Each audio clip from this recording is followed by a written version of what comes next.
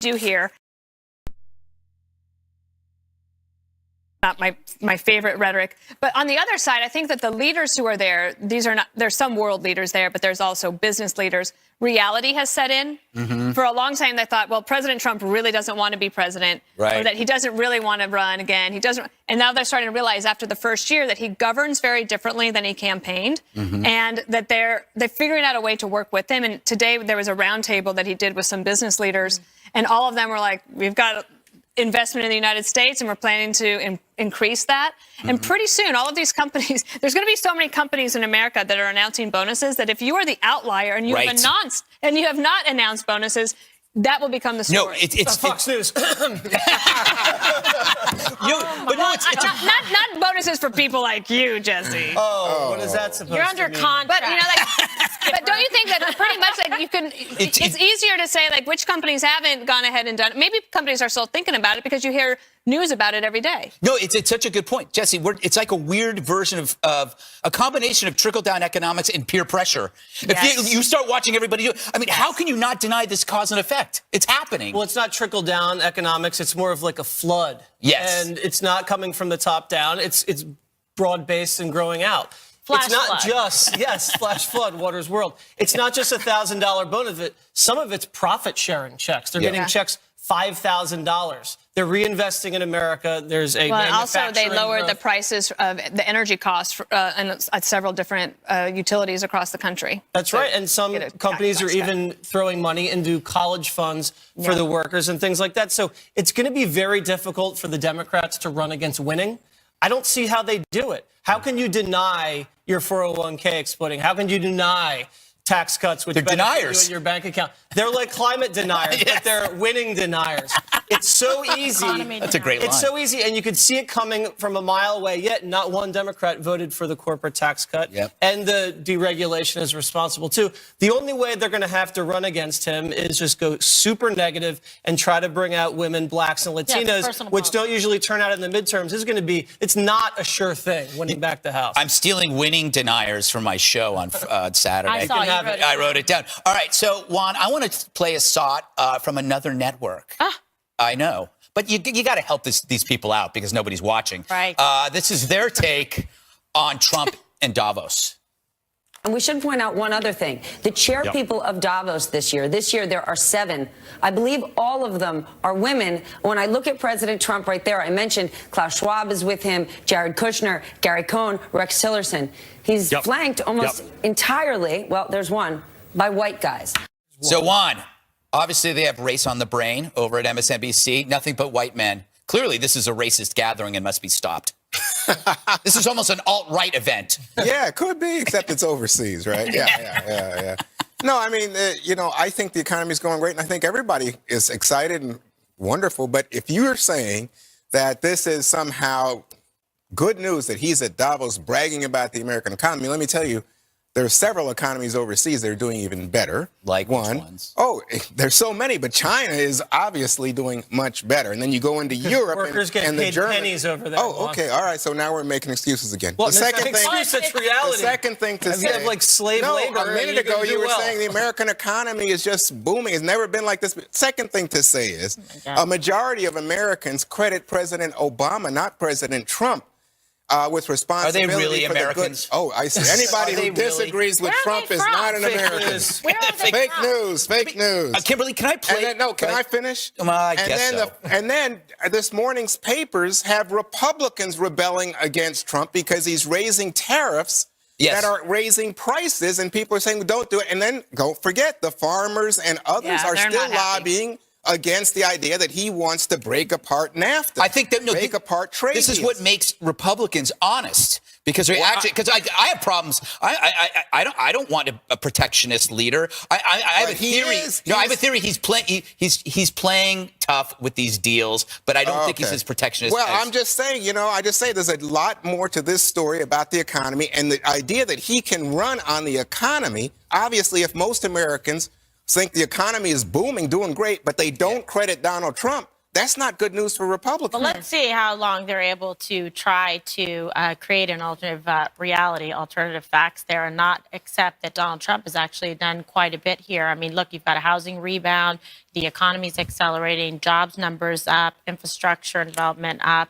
And there's a lot of positive things happening here that you can credit President Trump with, including the corporate tax cuts. So all of this is actually positioning not only the president, but Republicans to have something to work with in terms of these midterm races. So he's in a very good position. He's there in Davos. It's fantastic that the president is participating and showing up there. I'm sure some of the people are quite upset that he's taking the press away from them, but he has wins on his side, and he's coming strong out of this whole battle with Schumer and DACA. So, you know, right now, this is a very positive positioning for the president. Well, you know what I think is the fact is that what you see at Davos, Kimberly, is people who are saying, I think the theme of the whole thing is fractured, world, but we have a shared future in terms of a global economy.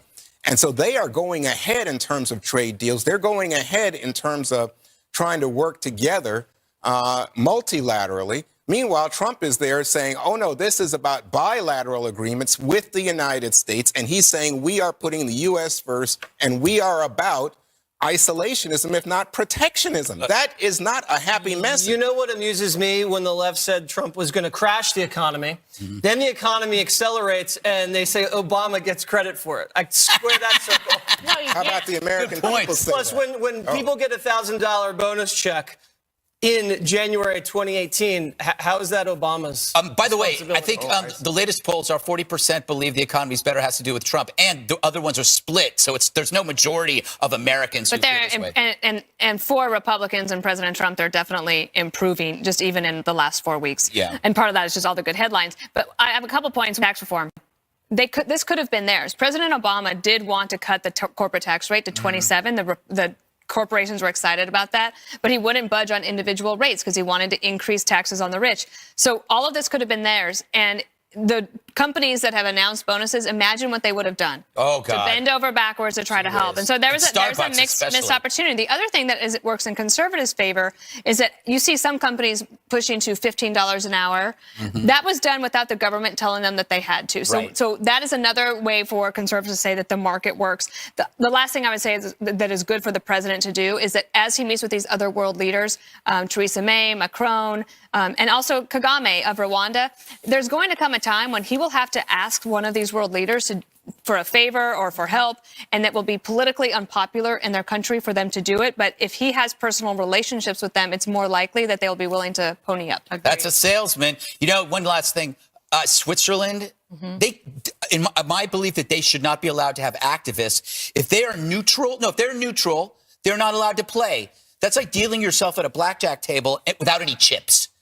You know what I'm saying? If you're neutral, you can't protest. How about that, huh? Are they neutral as a military power? I don't know. I don't read a lot. Oh, okay. Switzerland or Sweden? I get them confused. Okay. I know one of them interchanges them back and forth. One of them yodels, right? Yeah. The Swiss yodel and the Swedes fish. They fish. Well, don't do it at the same time. There is the candy, the Swedish fish. Remember? All right. I think Donald Trump's going to come back with a few Norwegians. I don't know. Not in that whole country over there. Yeah. Oh, my God. Well, President Trump be meeting with Mueller soon. He wants to testify under oath, and he's looking forward to it next. Yeah. Watch the shirt tails flapping in the wind. Sidewalk running. See the people hold you from the back.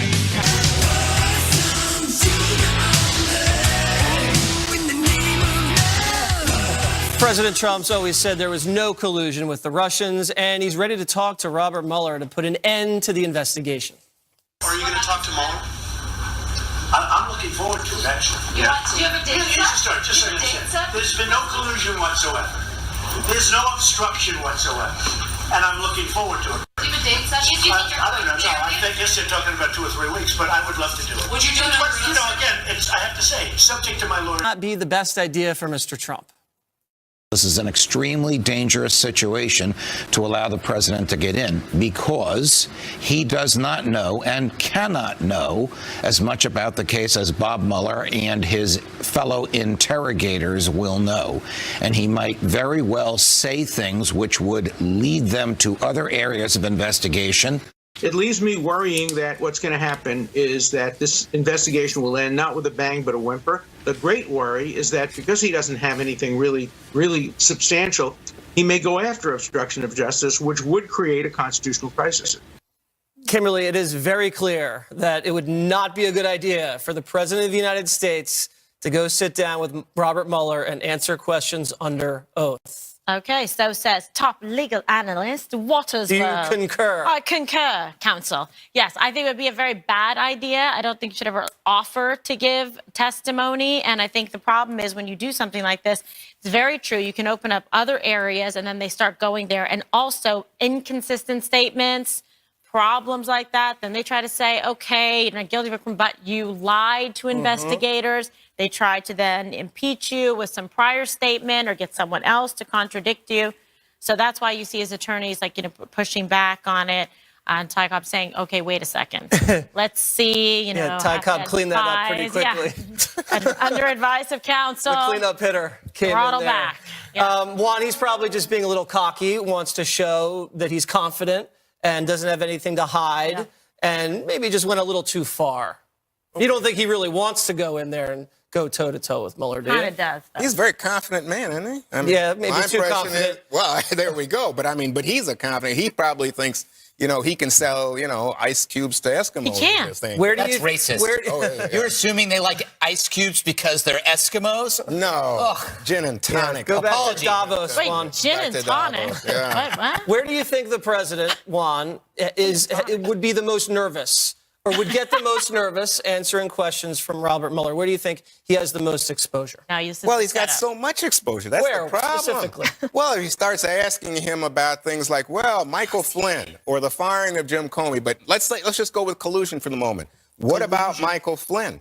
What about the fact that Flynn lied about contacts with the Russians? What about your son having meetings with a Russian lawyer? What about you asking the Russians to hack Hillary Clinton? I could go on. The what about? Okay. I think the president might even be able to respond pretty effectively to the what about question. Well, where is it that Dana, you went through this when the special counsel, you didn't personally. No, I did not. But that has to be probably the most frightening thing in the world. As I recall, I don't remember precisely. I don't think there was ever a request to talk to President Bush about any of that. I don't remember that. Cheney, they did. Can the president get out of having? Well, I actually wanted to ask Kimberly that. I mean, I wouldn't volunteer an interview, but can he be compelled to talk? I mean, it might not entirely be his choice. Right. And this is what I like about what they suggested, because you don't want to look like you have something to hide or you're afraid, or you're not being forthright, because the perception of that could be worse, perhaps, than even him coming forward and making a statement.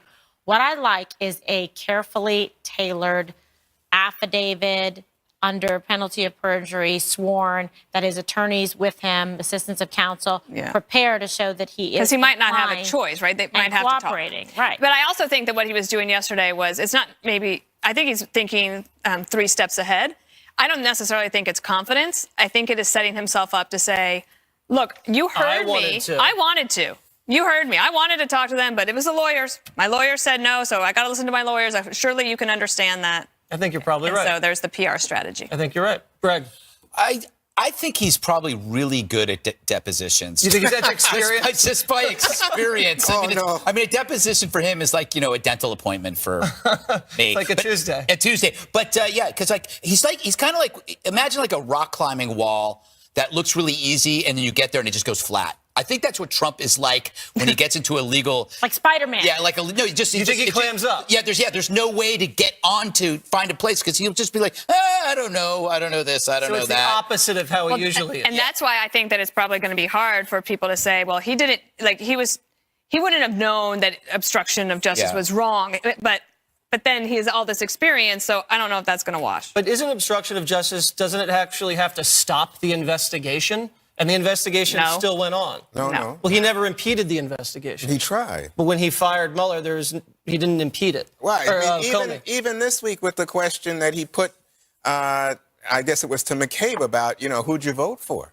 I mean, these things are like indicating that he wants the investigation to go a certain way and not another way, and he wants politics involved. He's flipped. That's it what he does. it seems to me the lawyers, though, for Trump right now are trying to use leverage, and I think Trump is part of this, to say maybe we would agree to a written question, and we'll give you written answers, as opposed they don't want him before a grand jury. Greg, you weren't here yesterday when the texts came out. Do you have anything to say about the texts? Yeah, I apparently there is a lost and found.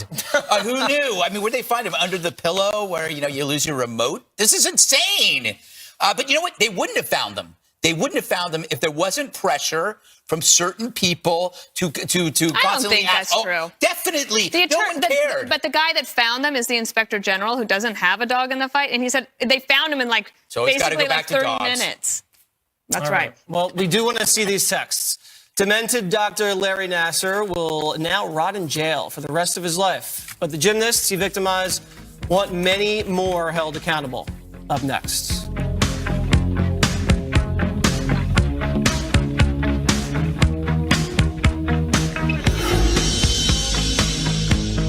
One chapter closed yesterday in the U.S. Gymnastics sexual abuse scandal, but there is more justice to be served for Larry Nassar's crimes.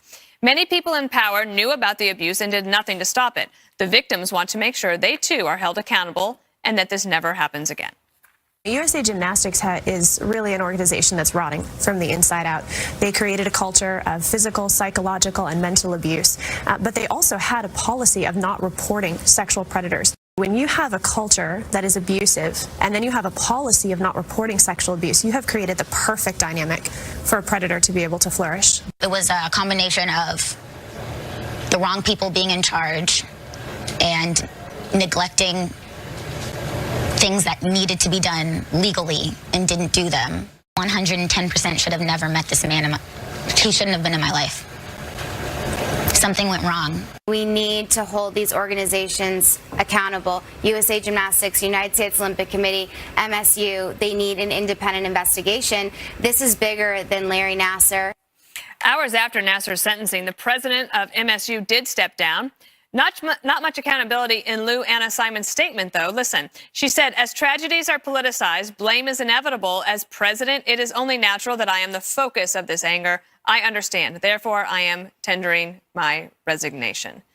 Kimberly, are there more legal acts to be taken against people who might have known about this and didn't do anything? Yeah, well, potentially. I mean, certainly there'll be civil lawsuits as well that can abound from this. First, you usually see a criminal prosecution, that precedes a civil litigation, or some kind of class action could come forward, just depending, because there's certainly quite a large number, of young girls that were victimized by this individual. And then it comes down to these organizations and them being held accountable. What did people know? When did they know it? It does really remind me of Penn State. And you think about it in terms of these abuses, like, was someone told? Did they not document it? Did they allow it to continue? So there's an ability there for them to bring something forward to say, you had a right and you had a duty to protect and to keep us safe, and yet you put us in a very vulnerable and dangerous, position where we were victimized. And I think that young women were quite articulate in terms of explaining their position and their vulnerability and using their voice to say that there should be more of a thorough, independent investigation into these entities.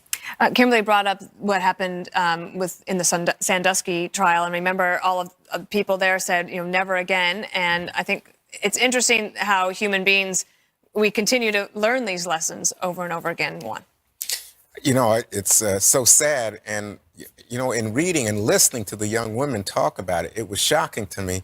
They said that they were told that it was required that they allow this man to come into their hotel rooms, their dorm rooms, any time of night, no nurse in attendance, and no restrictions on what he was doing. And they were told, this is what you need to do. If you don't do it, you're going to be punished, and you'll be penalized in terms of participating with the team. So what's interesting to me is the statement coming from the president of Michigan State, because she's basically saying something that sounds reasonable on its face, which is she's the president of a huge, important university. And how is she to know what some miscreant doctor is doing down there? But on the other hand, you realize Indianapolis Star broke this story. Other people have been involved, and there was a very slow response. And I would think that she should have known at that point something is wrong here, and we've got to protect children. Same thing with the people who are on USA Gymnastics. I just think they become blind in terms of pursuing competition to protecting children. It was really remarkable how Kimberly said how articulate they were, and I was saying during the soundbite, they're poised, they're so mature, and they were going through all of this inner turmoil, Jesse, and yet they were able to perform and be just amazing athletes and students as well. Right, but I don't think USA Gymnastics thought of them as athletes. I thought they probably thought of them as just gold medal factories. I don't think they saw them as human beings. There's red flags everywhere. This is the biggest sports scandal in history. Juan touched on it a little bit. I'm reading some of this stuff. The doctor never wore gloves. He's walking around not wearing gloves. Alone in hotel rooms. He was the first call they were supposed to make at nighttime. He's isolating them in mandatory camps across the country where they're cutting off communication with their parents, their agents, and their lawyers. And the minute you complain, you're told you're not on the team anymore. I mean, this sounds like you putting a serial pedophile in charge of young girls for decades, and no one saw anything abnormal about it. This is not just Penn State level scandal. This is Catholic Church level scandal, and I think Congress needs to get involved. I think that I think that there is a call for at least a hearing and maybe more. Greg, Juan brings up the Indianapolis Star. Investigative journalists were the ones that were the initial instigators that led to this lawsuit. Which meant that this stuff was probably percolating, just like the Harvey Weinstein stuff. It was percolating. People knew or heard things, and then somebody finally said, I'm going to go follow it up. I think when you're seeing a lot of unhappiness after the sentencing, because we realize there's actually no adequate punishment to fit the crime. There's no punishment. I mean, I suppose you could skin him alive, but I don't know if we're allowed to do that. ISIS. No, you would. I mean, really, skinning alive, really that bad with this? But I mean, people who argue against the death penalty always say that living in prison with the guilt of what you've done is actually worse than death every day. And it's like, I disagree. I think you'd be surprised what people can live with and adapt to. Human beings, animals evolve to their surroundings. He will figure out a way to live unless, he decides not to live because it's so unbearable if people make it unbearable. Which Dana, can I ask Greg a question? Sure. What do you think of this judge? Because I worry about the judge. I think she went a little, Larry Nassar should go to jail. But boy, she put on a show. Now, is it cathartic for the women involved? Is that what this was about? Or did she think that because he's a bad guy, she can use the power of her standing to just beat the living daylights out of him? Oh, we talked about this. It's interesting because the case is so heinous that I had a tinge of misgivings about some of the high drama. But if there's a case that can forgive high drama, it's this one. If it were a different case where it was like Juan Williams, dealing with parking tickets or something like that, and somebody's like going, you work for Fox News, you're a terrible person. That's because you have there are cameras in the courtroom and people get hyper dramatic. In this case, I can see that I found it to be highly dramatic, but in this kind of case, it's almost like, let me give Kimberly the last word, because one of the things, I listened to the Daily podcast this morning, and they had interviewed a few of these girls about what it was like to confront him. And they said how cathartic it was, how they felt like a burden had been lifted off of their shoulders, and that she gave them encouragement. And, victims' impact statements are part of the Supreme Court ruled that this is allowed. It's permissible, and there's plenty of evidence to document that it is something that is very healing. It's important for them to have their voice. We talked about this yesterday, and so many of the cases that I've prosecuted for sexual assault and domestic violence, crimes against women and children, the one thing that they say is to be able to have their day in court and stand and face the person that has committed heinous crimes against them is very empowering and very helpful for them moving forward in their life. So the judge was well within her rights to do what she did. Okay, John Kerry's reportedly considering another run for the White House. The 2020 buzz ahead. John Kerry's White House bid didn't go so well for him in 2004, but now there is word he may try again in 2020, this time to take on President Trump. There's also a report floating around overseas that the former Secretary of State has tried to undermine the president's Mideast peace efforts, advising Palestinian leader Mahmoud Abbas not to yield to President Trump's demands but that report is unconfirmed. So, Dana, where do you go with this? What do you think first and I'd foremost love to see about a little rematch in 2004. That was a good year. rematch? Well, remember John Kerry ran against President George W. Bush in I don't think 2004. George W. can run again. No, I just mean like watching John Kerry run again would be interesting. I have to ask my friend Michael Meehan what he thinks. He was the chief of staff to the campaign. Look, Americans usually give a president a second term. That is just historically what we do. It is very rare for a president to lose re-election. And I guess the Democrats probably think that if they had a chance that this would be their time, but I don't know.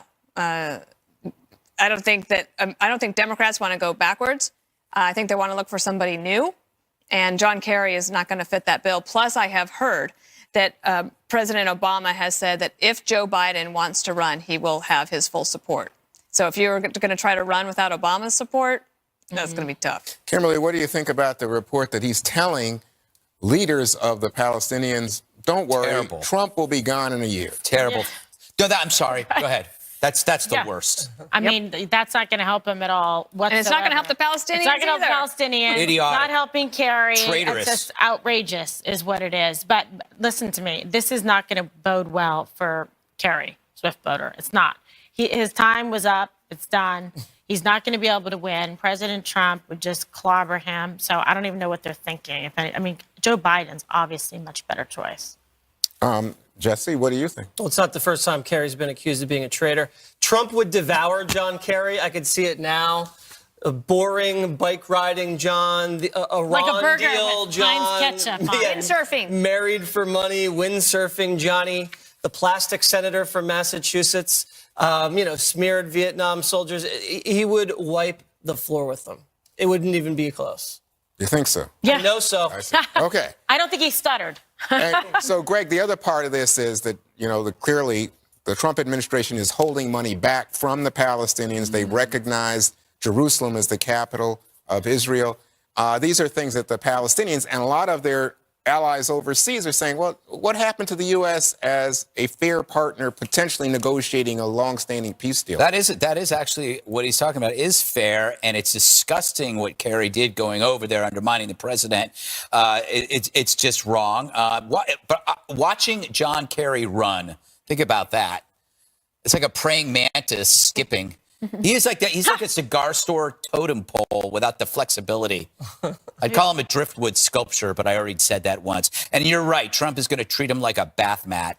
He's going to wipe his feet on his head. I do wonder if the Palestinians floated that story and that it's not true. I mean, the Kerry piece, it doesn't sound like something that he would do, and so that could be fake news. Well, the Palestinians also have refused to meet with Vice President Pence, which upsets President Trump because Pence went over there. What I was saying is fake would be that Kerry said to the Palestinians, just hold on because he's not going to be president in a year. I think I wouldn't put it past the Palestinians to make that up in order to get attention. Yeah, remember, you got a lot of angles here. So anyway, did you have a sandwich for lunch today? No.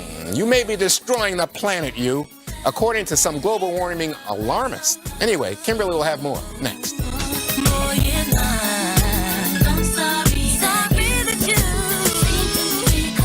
Messages keep getting clearer. Radio's on and I'm moving around the place. I check my look in the mirror. Welcome back. I'm very upset. Two of my favorite things, sandwiches and meat, they're coming under attack.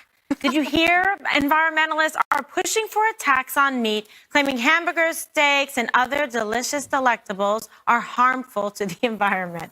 And then there are the sandwich police. You know them. Some scientists claim that they're bad for the planet, too, for all kinds of reasons because of ingredients and packaging. So, Dana, can you believe this ridiculousness? No, I also saw that there's going to be mandatory roof gardens in Denver.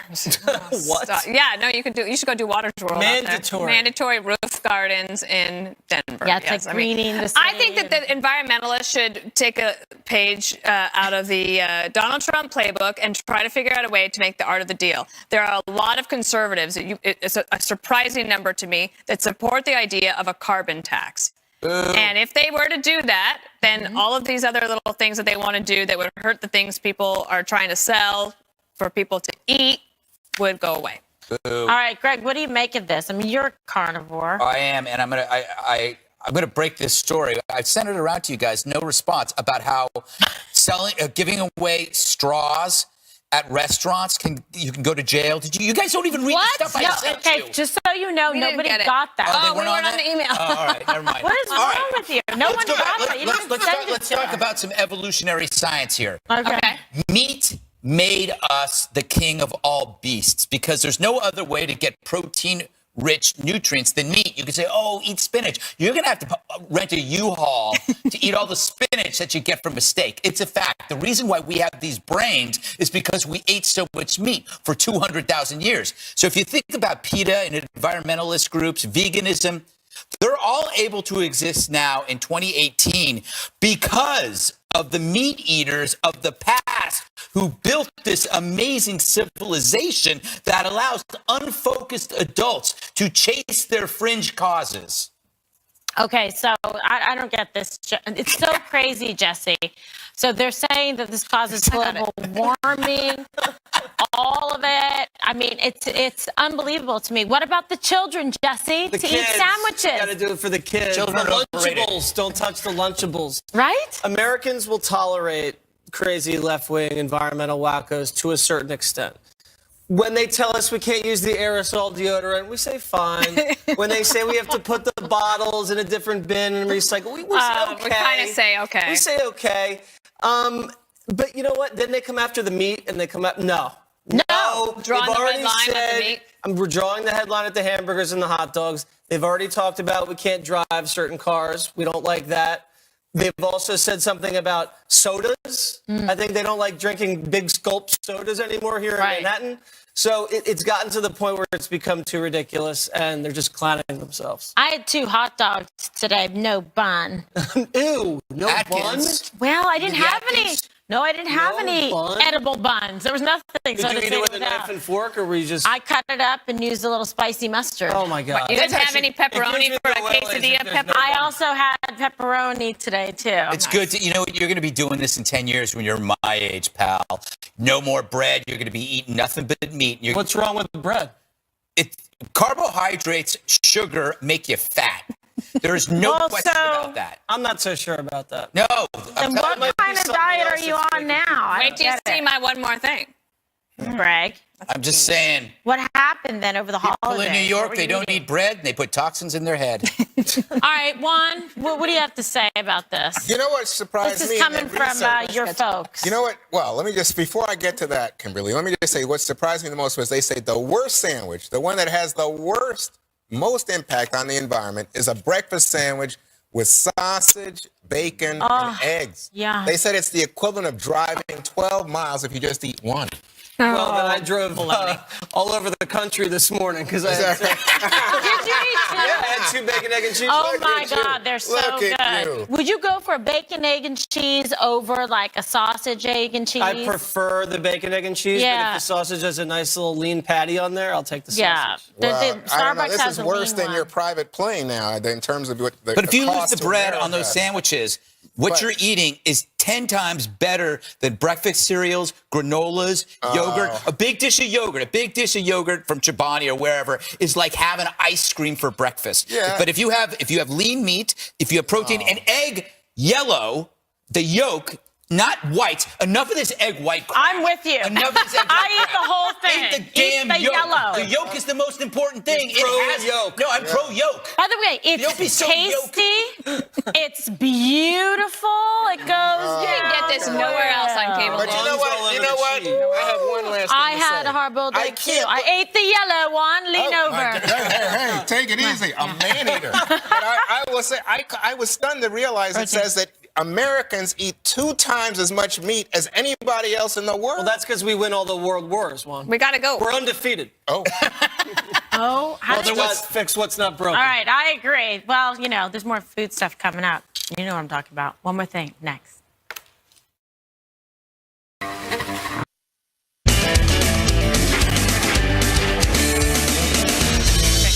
All right, it's time for one more thing. I go first with this.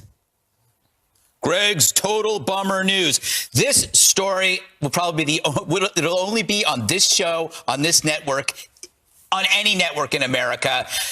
The announcement that Marquis Smith from The Fall passed away yesterday at the age of 60. Nobody else cares about this guy.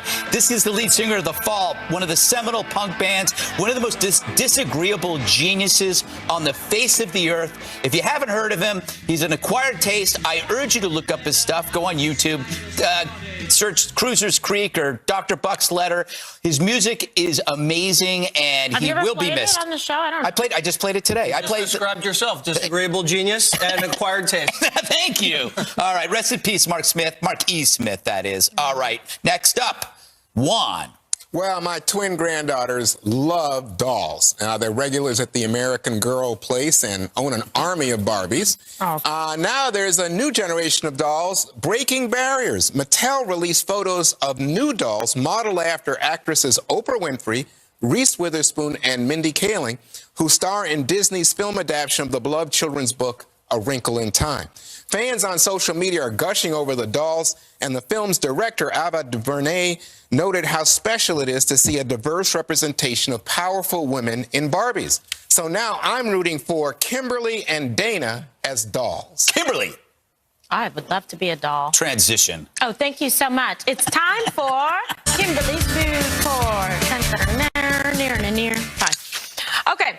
Taco Bell lovers, identify yourself, Greg. Me. Yes. Jesse? Although my intestine disagrees. Okay. The next time you place an order, you may want to just ask, do you want fries with that? Because we've got these super delicious Taco Bell cheesy fries. Look at that. They come with this like nacho cheese. Jess, what do you think? You've been eating a lot of it. It's got a little spicy kick to it. Do you love it? Okay. They have Mexican seasoning on it. And I think it's like a bargain because you get the side of cheese. Taco Bell is the Edison lab. It's so good. They invent.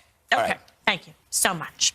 $1. Yes. $1. Wow, that's you good. can That's get all of this, and it's a la carte Rachel looks for a bargain. But it's only for a limited time, so I think you should seize the opportunity here. All right, Jesse. Okay, so we've reported all year the NFL has a lot of problems. Now the NFL has a new challenger. A new league is coming, the XFL. Remember Vince McMahon? Yeah. The wrestling tycoon? He's bringing back the XFL to compete against the NFL in 2020. It's going to be spring football, and there's going to be, I think, 8 teams, 40-man rosters apiece. And no But he kneeling. has some requirements about the national anthem and breaking the laws. Let's listen. I think, again, it's a time-honored tradition to stand and appreciate the national anthem with any sport here in America, or for that matter, and any country. They do that. So I think it'd be appropriate to do that. You want someone who does not have any criminality whatsoever associated with them. And in the XFL, even if you have a DUI, you will not play in the XFL. All right. I can go to sleep to that voice. Yes, Dana. I got to tell you, Vince McMahon, if you need a communications person, I know somebody that would be very good. It's not me, but it's better than me. Quickly. Okay, don't worry. You'll hit your end here. French President Emmanuel Macron is going to be the first official state visit for President Trump this spring. He'll be bringing baguettes. Why? Because he's actually lobbying for baguettes to become a protected world treasure by UNESCO. It would be an intangible cultural heritage list, along with things like Belgian beer. So we'll see if President Trump will get on board. All right, Setchi's bear. Brett Bear. Oh my